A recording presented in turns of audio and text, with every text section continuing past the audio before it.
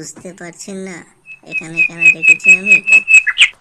না, বুঝতে পারছি না।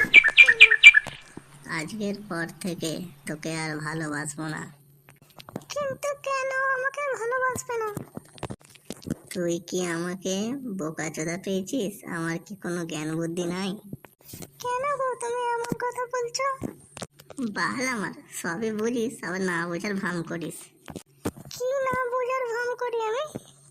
বুঝে দেখ গা আমি কি বলতে চাইছি। বলবা তো নাকি? তবে তো আমি বুঝবো। তোমার ওই রসমালাইয়ের মতো শরীরটা কাকে দান করবে বলে রেখেছো? তোমার মতলবটা কি বলো তো?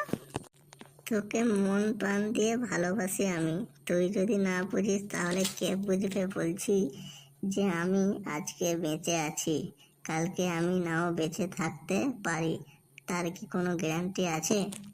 দিয়ে এখন কি তুমি বলতে চাইছো?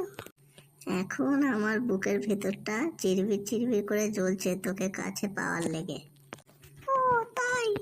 সেই জন্যই বলছি তুমি আমার কাছে এসো আর সেই চিরবিরানি জ্বালাটা বন্ধ করো। তাহলে তুমি আমাকে ভালোবেসেছো আমার শরীরটার লেগে? তোকে কি করে বোঝাবো বলতো?